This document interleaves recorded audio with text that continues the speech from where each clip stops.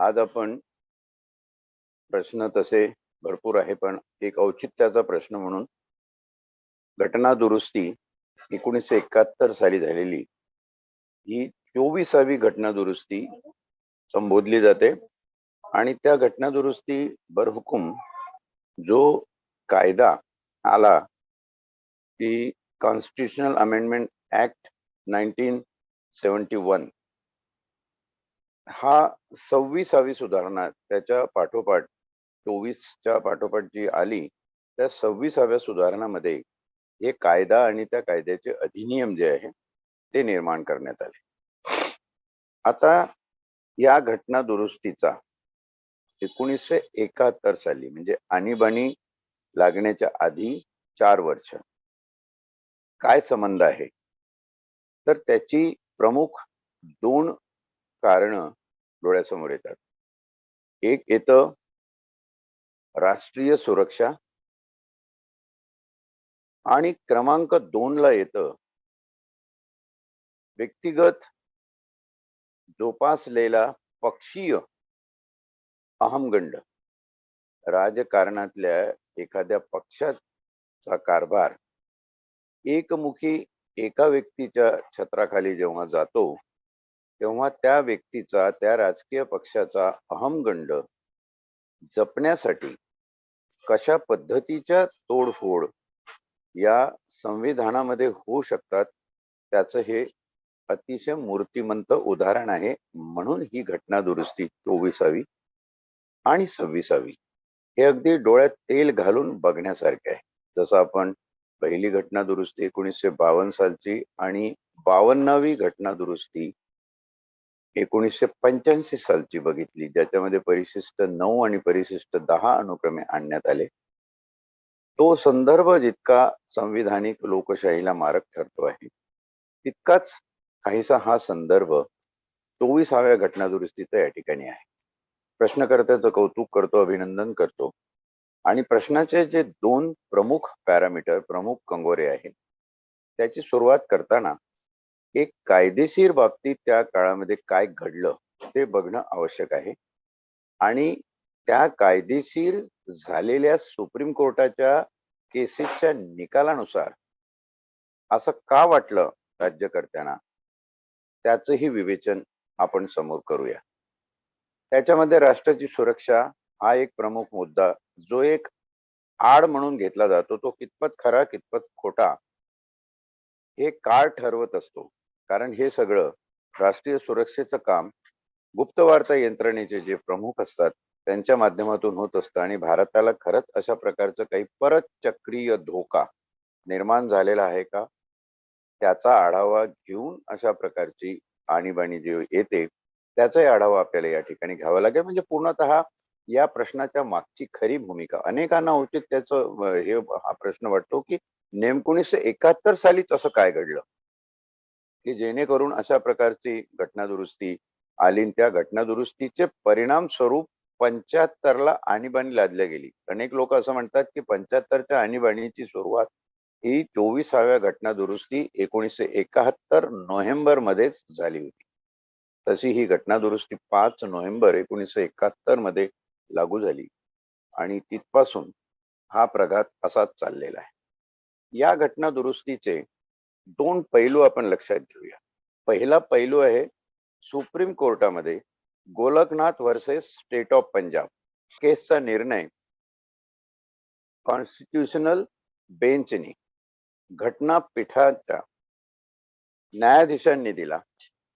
आणि घटनापीठाच्या न्यायाधीशांनी निर्णय देताना त्याच्यामध्ये हे अधोरेखित केलं की संविधानाच्या भाग 3 मध्ये जे मूलभूत हक्क दिलेले आहेत त्या मूलभूत हक्कांना कुठल्याही परिस्थितीत बदलण्याचा किंवा त्याच्यामध्ये काही घटना दुरुस्ती करण्याचा अधिकार हा पार्लमेंटला नाही.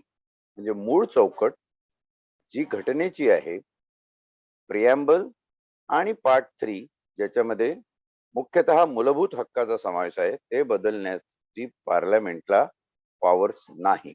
हा जो निर्णय आहे तो 1967-68 साली आलेला निर्णय. हा निर्णय आल्यानंतर एक राजकीय परिपेक्षामध्ये कोण supreme, supreme court supreme, parliament supreme, president of India supreme, prime minister of India supreme, ही एक अहमहिकेची चर्चा याच्यातून सुरू झाली. आणि ही चर्चा सुरू होत असताना असं दिसलं की पार्लमेंट जर सुप्रीम नसेल तर पार्लमेंटला जर काही येणाऱ्या काळामध्ये कायदे करावे लागले, काही बदलावे लागले किंवा काही कायद्याच्या निमित्ताने मूलभूत हक्कांवर गदा आणावी लागली तर पार्लमेंट निष्प्रभ झाली. परंतु घटनापीठाचं डिसिजन होतं. त्या घटनापीठाच्या डिसिजनला दुसरं घटनापीठ बसेल आणि तशी केस येईल तोपर्यंत वाट पाहणं शक्य नव्हतं.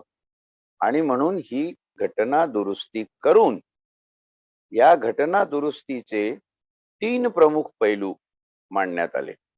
पहिला पैलू असा होता की पार्लमेंटला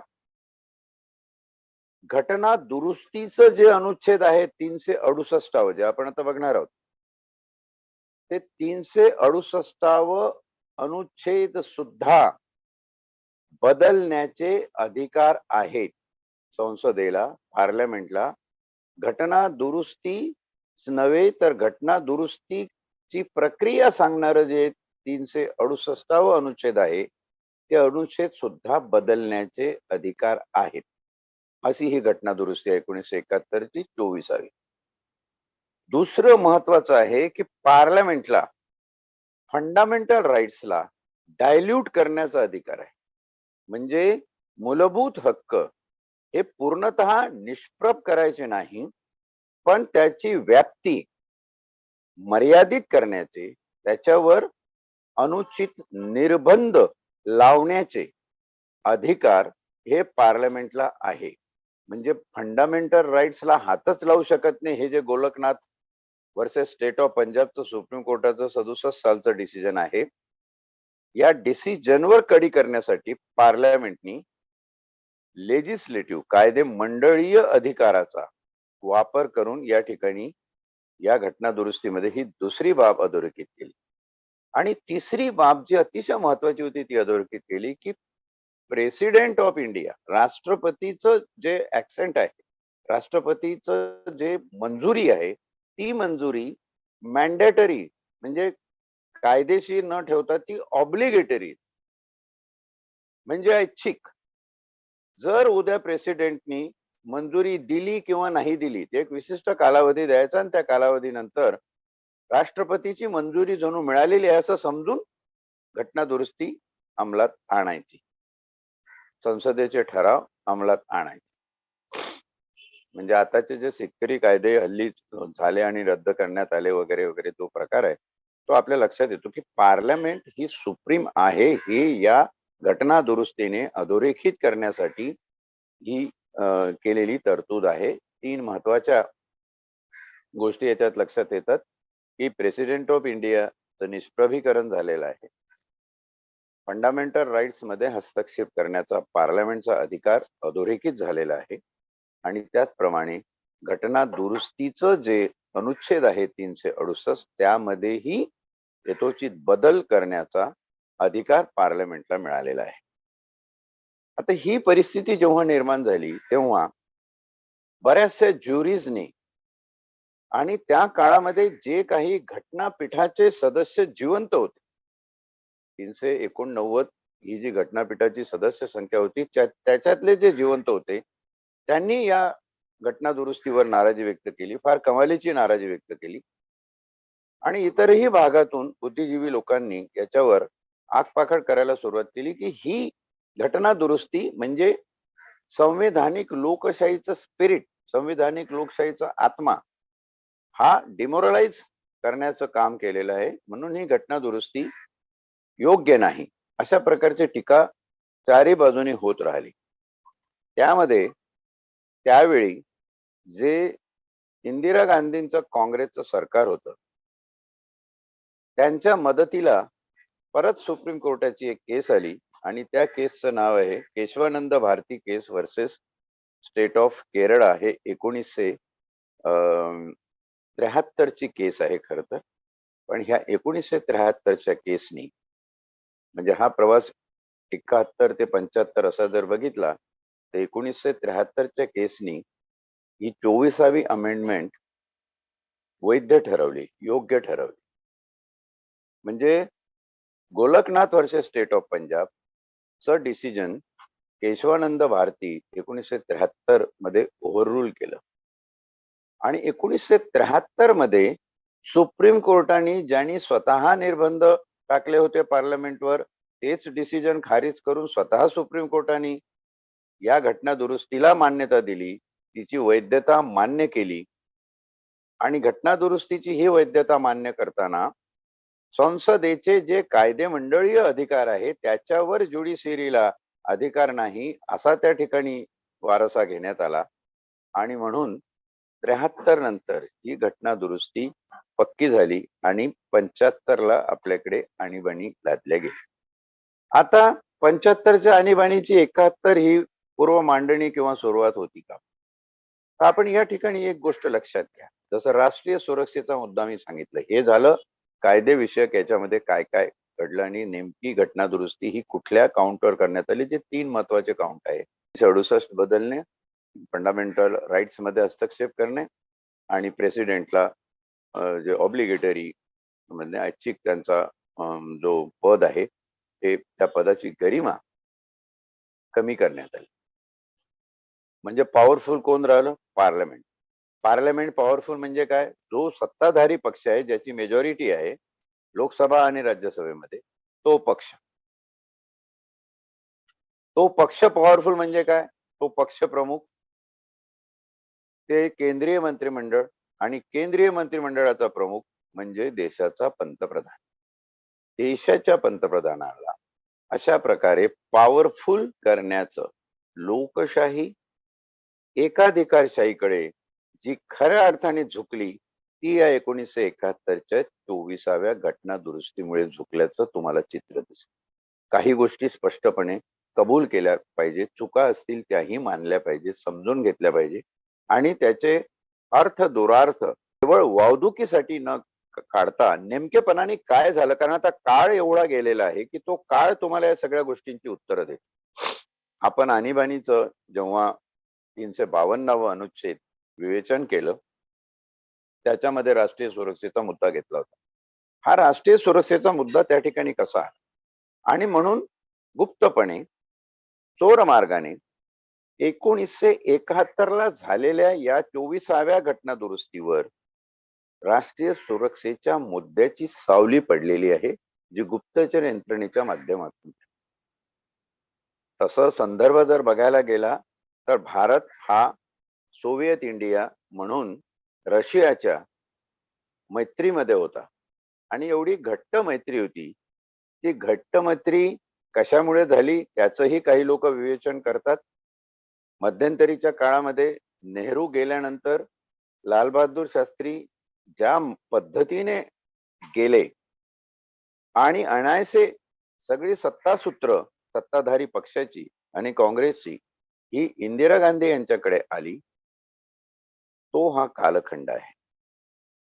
सांगणारे असे म्हणतात की जे गायब झालेले नेताजी सुभाषचंद्र बोस होते, ते त्या विमान अपघातात जिथं मृत पावले, हे पुरावे काही पक्के नाहीये.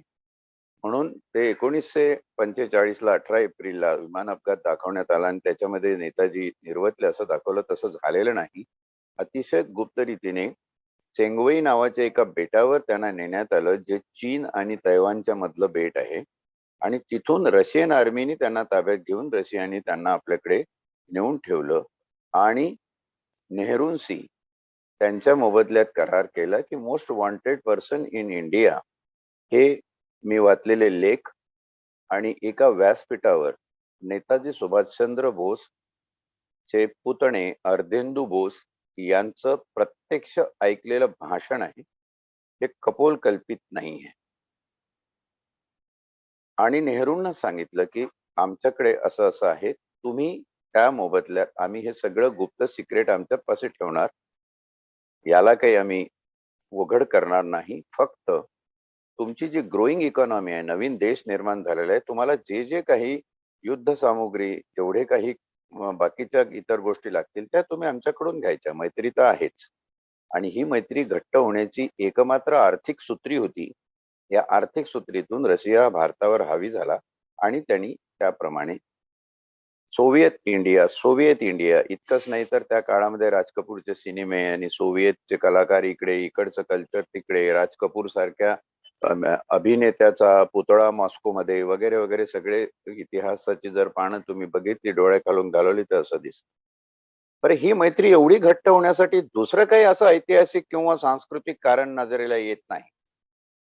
आणि म्हणून अर्धेंदू बोस बोलतात त्याप्रमाणे आपल्याला याच्यावर थोडासा विश्वास ठेवणं भाग आहे की ही हकीकत असू शकते.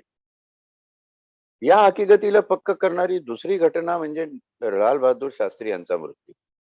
आणि लाल बहादूर शास्त्री ताशकंद करारासाठी जेव्हा तिकडे गेले आणि त्यांना कदाचित ही गोष्ट कळली की नेताजी आहेत आणि ते KGBच्या कोठडीमध्ये आहे, हे जेव्हा समजलं त्यावेळी त्यांनी ही गोष्ट कुठे सांगून किंवा या गोष्टीचा गवगवा होऊ नये किंवा इंदिरा गांधी जसे रशियाच्या मतानुसार वागायला तयार झाले तसे कदाचित ते झाले नसतील आणि म्हणून आपल्याला भारतामध्ये त्यांचा हिरवा निळा पडलेला देह स्वीकारावा लागला. इमिजिएट त्यानंतर जी सूत्र आहे ती इंदिरा गांधींकडे गेली आणि या बाबतीतलं जे काही सत्य होतं ते सत्य सिक्रेट नावाच्या लाल गालीच्या खाली कायमचं दबलं गेलं. त्यांच्या मृत्यूची चौकशी म्हणजे भारतीय लोकशाहीचा अपमान अशा प्रकारची काहीतरी विरोधावली त्यावेळी मिरवत गेली आणि हे काही झालं नाही. आणि परत सोव्हिएत इंडिया हा मैत्रीचा प्रवास सुरू झाला. पिन, एक छोटीशी बटन, युनिफॉर्म, बाकीचे काही कापडापासून त्या सगळ्या गोष्टी त्यावेळी आम्ही रशियाकडनं घेत असो. रशियाच्या अर्थकारणामध्ये जे सेकंड वर्ल्ड वॉर मध्ये रशिया डबघाईस गेला होता, भारताने फार मोठा हातभार ह्या अशा प्रकारे लावलेला आहे. आता ह्या सगळ्या गुप्त वार्तेच्या बातम्या KGB, CIA वगैरे तर निश्चितपणे भारतासारखी मोठी बाजारपेठ जर रशियाच्या घशात असेल तर महासत्तेमधलं युद्ध म्हणून अमेरिका हा भारताविरुद्ध कटकारस्थान रचायला लागला. कसंही करून भारताला त्याला आपल्या कब्जामध्ये ओढण्याची आवश्यकता भासली आणि म्हणून त्यामध्ये भारतीय शासन आणि प्रशासन प्रणालीमध्ये कसं अस्थिरता निर्माण करावी याबाबतचे प्रयत्न हे अमेरिकेकडून झाले. त्यातच ठिणगी पडली 1971 ला झालेल्या बांगलादेशच्या युद्धाची. त्याच्यामध्ये पाकिस्ताननी मदत केली बांगलादेशला, कारण पाकिस्तानच्याच वरचं ते युद्ध होतं. वेस्ट पाकिस्तान, ईस्ट पाकिस्तान असे पाकिस्तानचे दोन हे होते त्या ठिकाणी आणि म्हणून ते युद्ध होऊन स्वतंत्र देश व्हावा असं भारताला वाटत होतं, म्हणजेच रशियाला वाटत होतं. आणि असं मदतीने एक दुसऱ्याच्या करून तो देश झाला. तर ही अमेरिकेच्या वर्मी लागलेली जखम होती आणि अमेरिकेला त्यावरून एक प्रकारचा तिरस्कार, राग इथल्या राज्य प्रणालीचा, व्यक्तिशः पंतप्रधान इंदिरा गांधीचा आणि पर्यायाने रशियाचा आलेला होता. त्याचं पारिपात्य म्हणून इथे दुष्काळग्रस्त परिस्थिती निर्माण झाली. आपला पुरवठा आंतरराष्ट्रीय मार्केटमधून जो काही अमेरिकेच्या कब्जात होता त्याच्यावर निर्बंध आणण्यात आली. मग काही गहू पाठवले होते, ज्या बोगी आल्या होत्या रेल्वेच्या, त्याचं डिस्ट्रीब्युशन रेल्वेने होणार होतं, तेव्हा रेल्वेचा संप करण्यात आला. आणि अशा वेळी गुप्त वार्ता यंत्रणेनी दिलेली जी काही माहिती होती त्या माहितीवरून या देशामध्ये पंतप्रधान हे एकाधिकार आणि जर सगळ्या पार्लमेंटमध्ये त्यांना हवे तसे राष्ट्र सुरक्षेचे नियम आणि कायदे करून घेऊ शकत नसतील तर उद्या राष्ट्रीय सुरक्षा धोक्यात येऊ शकते किंवा भारताला रशियाची साथ सोडून अमेरिकेच्या अधिपत्याखाली जावं लागणार, ना धड गावकाना घाटका अशी परिस्थिती होऊन जाणार. त्यासाठी या ठिकाणी लावण्यात आलेली ही आणीबाणी आहे, जिची नादी 1971 ला बांगलादेशचं युद्ध आणि हा जो आधीचा सगळा प्रकार आहे रशिया आणि अमेरिकेच्या मैत्रीचा आणि त्यावरून आपलं झालेलं अमेरिकेबरोबरचं शत्रुत्व, ज्याची किंमत स्वतः इंदिरा गांधींना खलिस्तान चळवळीच्या माध्यमातून मोजावी लागली, दिवाणीसी त्यांना जावं लागलं. या सगळ्या गोष्टी बघितल्यानंतर कुठेतरी या गोष्टीवर तार्किक दृष्ट्या विश्वास ठेवायला कारण प्राप्त आहे. आणि ते कारण असं आहे की त्यांना काहीतरी असे गुप्त वार्तेचे फीडबॅक होते, आपल्या आयबीचे रॉचे असे काहीतरी फीडबॅक त्यांना होते की या ठिकाणी अशा प्रकारचे उत्पात होऊ शकतात. आणि अशा वेळी पार्लमेंटचं सक्षम होणं, राज्यकर्त्यांचं सक्षम होणं, कारण यावेळी अपोजिट जे मंडळी आहे, जे अपोजिशन मध्ये आहे, विरोधी पक्ष हे जास्त प्रबल होऊन अजून जास्त नुकसान देशाच्या बाबतीत करू शकतात किंवा अमेरिकेची साठगाठ करून काही वेगळे प्रकार होऊ शकतात. आता त्या दृष्टीनं जयप्रकाश नारायण वगैरेचा जो सगळा इतिहास आपण ते बघितलं तर त्यावरही काही गोष्टी बोलण्यासारख्या आहे. विषयांतर नको किंवा खूप फापट पसारा नको म्हणून आपण कटिंग शॉर्ट हा इश्यू असा घेऊया की 1971च्या या घटना दुरुस्तीमध्ये निश्चितपणे 1975ला लागलेल्या आणीबाणीची बीज तुम्हाला दिसतात. त्या आणीबाणीची बीज त्याची कारण मीमांसा जर बघितली तर या दोन प्रकारे आपल्या लक्षात येते की एक गोपालनाथ वर्सेस स्टेट ऑफ पंजाबची केस म्हणजे कायदेविषयक आणि कायदे मंडळीय विषयक न्यायिक व्यवस्थेने दिलेले हे दोन निर्णय आणि केशवानंद भारती ज्यांनी ती घटना दुरुस्ती कायम ठेवली. आणि नंतर 1975ला इथे आणीबाणी लादण्यात आली. त्यामध्ये पक्षीय राजकारण आणि व्यक्तिशः असलेला राजकारणातला सत्ताधीश म्हणून जो अहमगंड जोपासला जातो, अनेक वर्ष सत्तेत राहिल्यानंतर तो माणसामध्ये येतो आणि त्याला सत्ता सोडवत नाही, अशा प्रकारचा अहमगंड सुद्धा तेवढाच कारणीभूत होता. पण एक गोष्ट मात्र निश्चित झाली, 1971च्या या घटना दुरुस्तीने जी अजूनही आहे तशीच आहे, कारण 1973ला केशवानंद भारती केसने त्याच्यावर स्टॅम्प दिला, की त्याची वैधता अधोरेखित केली आणि त्यावरून parliament is the supreme body in Indian politics, in Indian governance and Indian administration. हा झाला 1971च्या बाबीचा सगळा इतिहास आणि पसारा. मला वाटतं याच बरोबरीने एक दुसरा प्रश्न आज विचारण्यात आला होता. आपल्याकडे वेळ आहे आणि 366 हे व्याख्या सांगणारं जे एक आपलं अनुच्छेद आपण आज सुरू करणार होतो. 215व्या संविधान पारायणाच्या सलग पुष्पामध्ये आज दिनांक 11 मार्च 2022 रोजी. तर प्रश्न जर आधी घ्यायचा असेल तर आपण तो प्रश्न काय आहे ते समजून एकदा तो प्रश्न तुम्ही मला सांगा, म्हणजे तो प्रश्न आपल्याला आटपून घेता येईल, म्हणजे उद्या आपण फ्रेश सुरुवात करू शकतो. आत्ताच्या या 5 राज्यातल्या ज्या निवडणुका आहेत, मिझोराम, मणिपूर, तिथे तर ऑलरेडी बीजेपीचंच राज्य होतं. या 5ही ठिकाणी पैकी 4 ठिकाणी बीजेपीचं राज्य होतं. पंजाब तेवढा अपवाद आहे. आपल्याला अपवादात्मक परिस्थिती पंजाबमध्ये सुद्धा यावेळी दिसते. कधी न काळी त्या ठिकाणी आप नावाचा पक्ष पंजाबमध्ये मुहूर्तमेढ रोवली, त्यांनी सगळ्यात जास्त मतं घेतली. त्या ठिकाणी काँग्रेस निष्प्रभ झाल्याचं चित्र आहे. तशी 5ही राज्यांमध्ये काँग्रेस निष्प्रभ होत आहे आणि काँग्रेसला जो एक इन्कम्बन्सी फॅक्टर फार मोठ्या प्रमाणात येतो आहे, म्हणजे तेच ते आणि हे शिळं धोरण नवीन नवीन याच्यामध्ये करायचं, त्याची फार मोठी किंमत काँग्रेस पक्षाला या ठिकाणी मोजावी लागली. ज्या काँग्रेस पक्षाला एवढा मोठा राष्ट्रीय पक्ष, जुना पक्ष असून राष्ट्रीय स्तरावर कायमस्वरूपी पक्ष अध्यक्ष नाही, राहुल गांधींनी जो राजीनामा 2019 मध्ये दिला, त्याचा जर आपण आढावा घेतला तर अजूनही सोनिया गांधी या हंगामी अध्यक्ष आहे. म्हणजे असा पक्ष, जो पक्ष एक माणूस, एक कुळ, एक घराणं, त्या पलीकडे अध्यक्ष शोधू शकत नाही, किंबहुना त्या पात्रतेचा माणूसच पक्षामध्ये नसावा, अशा प्रकारचं जे चित्र निर्माण झालेलं आहे. आणि ते चित्र निश्चितपणे बीजेपीने निर्माण केलं की काँग्रेस ही कशी निष्प्रभ आहे.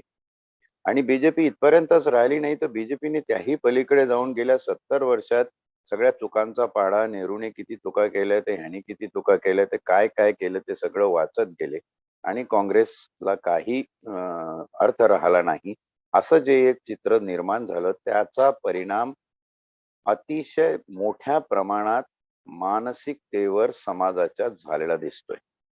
आणि म्हणून काँग्रेसला सपसेल अपयश या सगळ्यांमध्ये आलेलं आहे.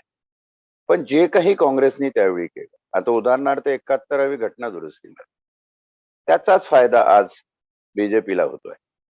म्हणजे एका प्रस्थापित राजकीय शक्तीने केलेली कारस्थानं ही दुसऱ्या प्रस्थापिताच्या पथ्यावर पडली. आणि तिसरं जे फॅक्टर आहे तो गिनतीत आहे, इनसिग्निफिकंट झालेला आहे. तोही महत्वाचा फॅक्टर आपल्याला या निवडणुकीच्या संदर्भात या 5 राज्यातल्या बघता येतो. पंजाबचं मॉडेल अशा प्रकारे काँग्रेसचं निष्प्रभीकरणाचं आपण उत्तर देऊ शकतो, की हा एक फॅक्टर तिथे आहे. शिवाय दुसरा फॅक्टर याच्यामध्ये असा आहे, की ओबीसी समाज जो बहुसंख्याक ओबीसी आहे, म्हणजे गोवा घ्या किंवा यूपी घ्या, पंजाब, हा ओबीसी हा डिसिसिव्ह फॅक्टर आहे. म्हणजे डिसिजन बीएसपीच्या मतानी किंवा एससी-एसटीच्या मतानी होण्यापेक्षा ते आता ओबीसीच्या मताने व्हायला लागले. कारण ओबीसीची महाकाय मतं आहे. तर ओबीसीची जी मतं आहेत, ती मतं बहुतांशी पंजाबमध्ये आपच्या बाजूने गेली. कारण काँग्रेस आणि दुसरं महत्वाचं कारण पंजाबच्या शेतकऱ्यांचं आंदोलन. पंजाबच्या शेतकऱ्याच्या आंदोलनातून इतर कुठे परिणाम झाल्यासारखं दिसत नाही.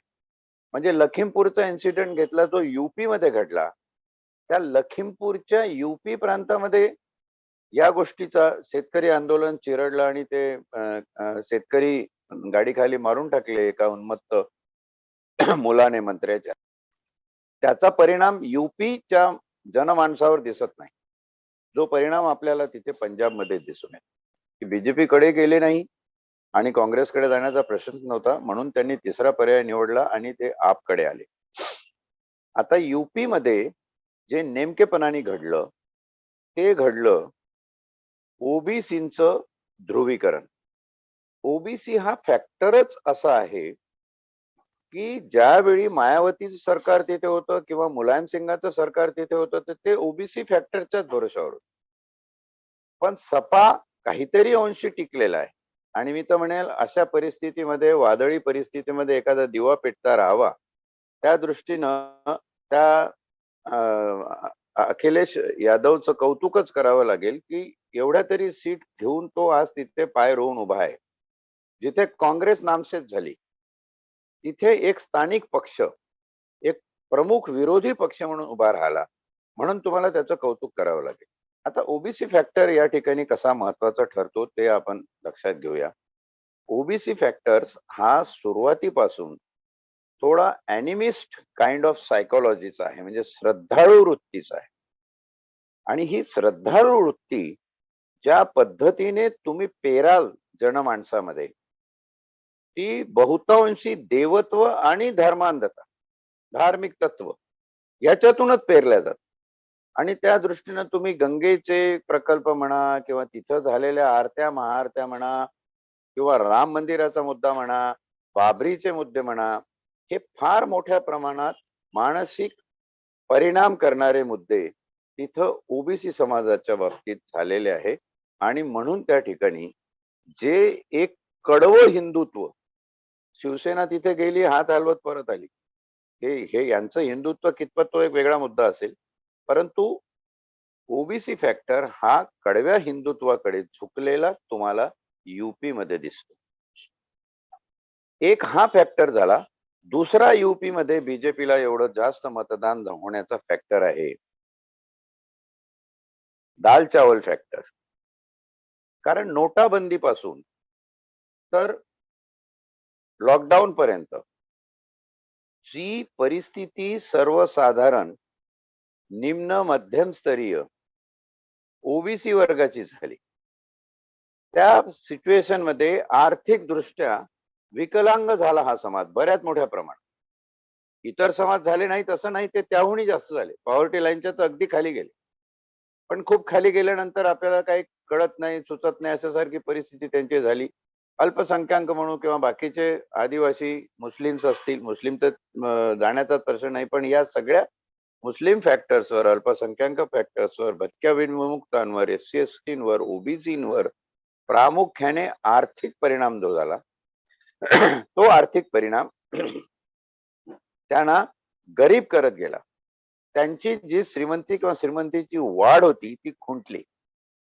आणि अशा काळामध्ये ज्याच्या पोटात भूक असते त्याला कुठली तत्व आणि विचार किंवा फिलॉसॉफी समजत नाही. त्याचा नेमकेपणाने फायदा घेऊन बीजेपीचं प्रस्थापित तिथलं सरकार आणि केंद्र सरकार यांच्या मदतीने जे काही फुकट अन्नधान्य, त्याला दाल चावल फॅक्टर म्हणतो आपण, तो वाटप करण्यात आलं. खूप लोकांना हे समजलं की आपल्या डबघाईस आलेल्या आर्थिक परिस्थितीमध्ये बीजेपी आपल्याला अशा प्रकारे साथ देऊ शकते आणि म्हणून हा फॅक्टर सुद्धा अतिशय महत्वाचा आहे. तिसरा फॅक्टर थोडासा वादातीत. हा जो दुसरा फॅक्टर आपण बघितला दाल चावल, याच्यामध्ये बघा की देशभरातून जेवढा मजूर वर्ग हा लॉकडाऊनच्या परिस्थितीत युपी मध्ये घरी परत आला, युपीतला माणूस होता, तो केरळात असेल, तामिळनाडूत असेल, महाराष्ट्र, गुजरात, राजस्थान, दिल्ली, जिथे कुठे तो असेल, तो परत आला. त्याची हाल काय आहे हे नेमकेपणाने नाळी ओळखून बीजेपीने दाल चावल फॅक्टर जो पेरला, एक परिणाम जनमानसावरती झाला. पहिला धार्मिक, दुसरा आर्थिक. तिसरा एक परिणाम आहे जो वादातीत आहे, ज्याला म्हणजे we can invite debate on it. जो वाहतुकीला प्रकार आहे, त्याच्यामध्ये दोन प्रमुख फॅक्टर आहे की झुंडशाही आणि ईव्हीएम फॅक्टर. झुंडशाही अशी की काही ठिकाणी काही समाज माध्यमांवर ज्या क्लिप्स व्हायरल होतात आहे किंवा दबक्या आवाजात जे बोललं जातंय, कितपत खरं आहे त्या क्लिप्स, त्याचा मी दावा करत नाही, की 20-25 लोकांनी एका मोहल्ल्यामध्ये जायचं, तिथल्या लोकांची नावं त्याच्यामध्ये बघायची आणि घरीच त्यांच्या बोटाला शाई लावून निघून जायचं आणि तुम्ही मतदारांना घराबाहेर पडू नका, विल मॅनेज काय आहे ते, तुमचं राशन पाणी ठेवा. असा हा जो एक फॅक्टर आहे, तो फॅक्टर इथे महत्वाचा मानला जातो. आणि या झुंडशाही बरोबरच ईव्हीएम मशीन हाही वादातीत मुद्दा आहे. काही ईव्हीएम मशीन लावारीस सापडल्या, त्याची आपण बघितले कितपत खरे कितपत खोटे याच्यावर निर्णायकी बोलणं तुर्तास शक्य नाही. म्हणून मी हा सगळ्यात शेवटी वावदुकीचा फॅक्टर म्हणून सांगितला. पण जे प्रमुख आधीचे 3 फॅक्टर आहे ते विचारात घेण्यासारखे आहे. धार्मिक, आर्थिक आणि सगळ्या देशभरातून परतलेला जो गरीब मजूर वर्ग आहे त्या ठिकाणी तो. काही तिथे असंही मी लोक बघितले की आता हे जे सगळं होतंय त्याच्यामध्ये आपल्याला आहे त्यापेक्षा नाही त्यापेक्षा जे आहे ते चाललंय ते चालू द्या. उद्या जर तिथे बीजेपीचं सरकार नाही आलं, दुसरं कुठलंही आलं, अनागोंदी झाली तर आपल्याला कोण वाचवेल? केंद्रामध्ये बीजेपी आहेच नाही तरी. म्हणूनही काही बाबतीमध्ये परिणाम झालेला आहे. शेवटचा एक फॅक्टर मला वाटतं की राज्यशक्ती जी असते त्यांच्याकडे बऱ्याच मोठ्या प्रमाणात एक ताकद असते आणि म्हणून मी ओबीसी फॅक्टर जो महत्वाचा म्हणालो, त्याचा प्रत्यक्षदर्शी साक्षीदार ज्या संमेलनाला मी स्वतः होतो, त्या ठिकाणी 2021 मध्ये एक संमेलन असं भरण्यात आलं आणि विशेष म्हणजे महिलांनी पुढाकार घेऊन ते संमेलन भरवलं. त्याच्यामध्ये त्यांनी असं केलं होतं, ओबीसीच्या 3 प्रमुख जाती, त्याच्यात राजपूत, यादव आणि ठाकूर, या 3 जातींमध्ये अंतर्गत रोटीबेटी व्यवहार सुरू करावे, त्याशिवाय आपण ओबीसी एकत्र येणार नाही, असं एक अभियान राबवण्यात आलं. आणि ठाकूराची मुली ठाकूरांनीच करावं, राजपूताची राजपूतांनीच, यादवांची यादवांनीच, हे न करता या 3 प्रमुख ज्या डॉमिनंट ओबीसी जाती आहेत त्यांचं ते संमेलन होतं. आणि हे भरवण्यामध्ये, हे घडवून आणण्यामध्ये बोलतीतर हंगामी दलाल किंवा तिथले बाकीचे ओबीसी नेते वापरून हे सत्ताधारी पक्षानेच घडवून आणलेलं सिद्धांतर होतं. त्याचाही एक परिणाम फार मोठ्या प्रमाणात झाला आणि त्यांना तो फायदा मिळू शकला. त्याला ऑफिशियल परवानगी होती, त्या प्रोग्रामला सगळं होतं.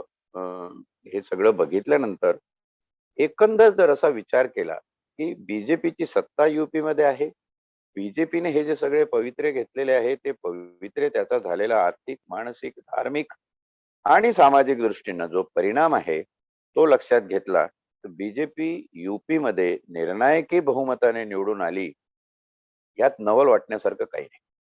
ओबीसी फॅक्टर हा निर्णायकी ठरला, जो ओबीसी फॅक्टर उलट्या दिशेने पंजाबमध्ये निर्णायकी ठरला.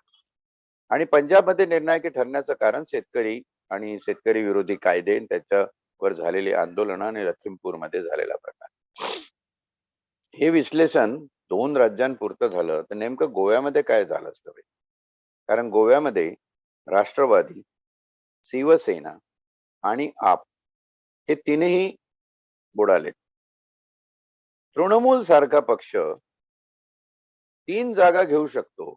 तृणमूल कुठे आलं? त्या एका कोपऱ्यामध्ये 3,500 किलोमीटरवर असलेली पश्चिम बंगालची स्थानिक राजकीय पार्टी गोव्यामध्ये तिचा प्रभाव पाडते. परंतु काही किलोमीटर अंतरावर असल्यावर 100-200 किलोमीटर अंतरावर असलेल्या राष्ट्रवादीला, शिवसेनेला कोकणात जे शिवसेनेचं प्राबल्य आहे त्यांना तो परिणाम तिकडे पाडता आला नाही.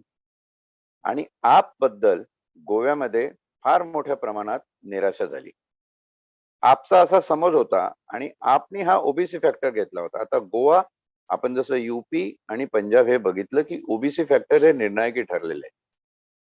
इथे गोव्यामध्ये ज्या पद्धतीनं आपनी ओबीसी फॅक्टरला आपल्याकडे वळतं केलं पाहिजे होतं, तर तिथं आपकडे कुठलाही असा प्रोग्राम नव्हता की जो एक्सक्लुझिव्ह ओबीसी साठी काहीतरी करेल.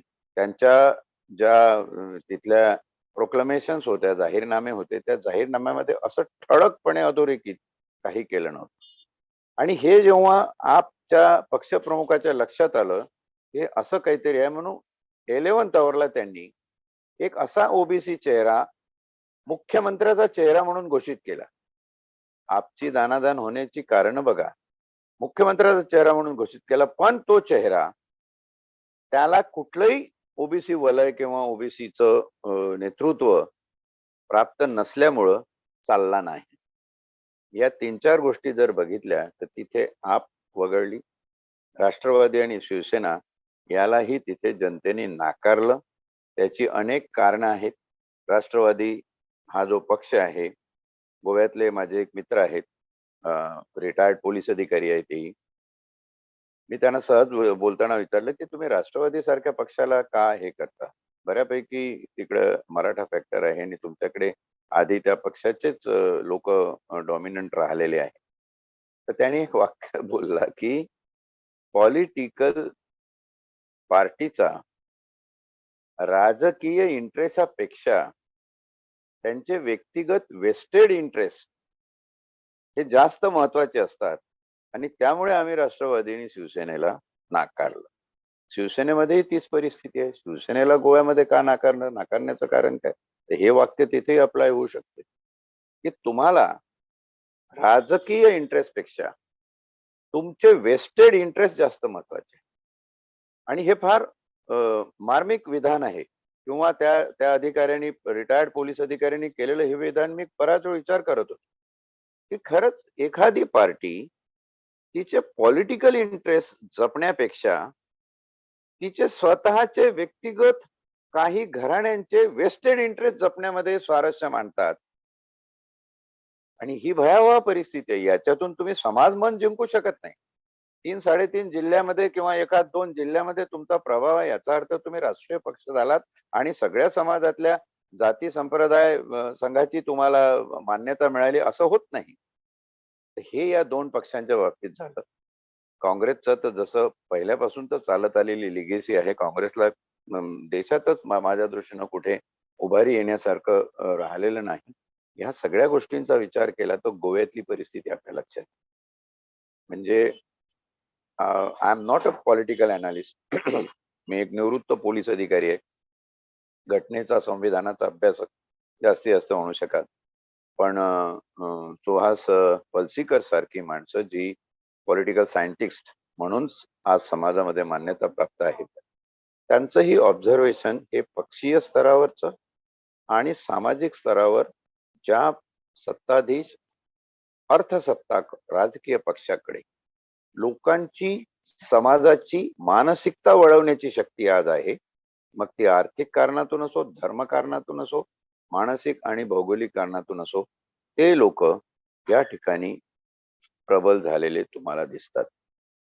म्हणजे राजकीय मुत्सद्देगिरी पॉलिटिकल फिलॉसॉफी आणि त्या फिलॉसॉफीचं इम्प्लिमेंटेशन ज्या पद्धतीनं चालू आहे, changing the thinking of societal, समाजाची विचारधारणा दर 10 वर्षांनी एका वेगळ्या विचित्र प्रकारे बदलत असते. तो मनोधारणेमध्ये होणारा बदल नेमकेपणाने हेरून त्याच्यामध्ये ओबीसी सारखा महाकाय बहुसंख्याक फॅक्टर लक्षात घेऊन त्यांचे आरक्षणाचे इश्यू लक्षात घेऊन हे जे काही सगळं घडतं, या नाम निवडणुका, या नाम राजकारण.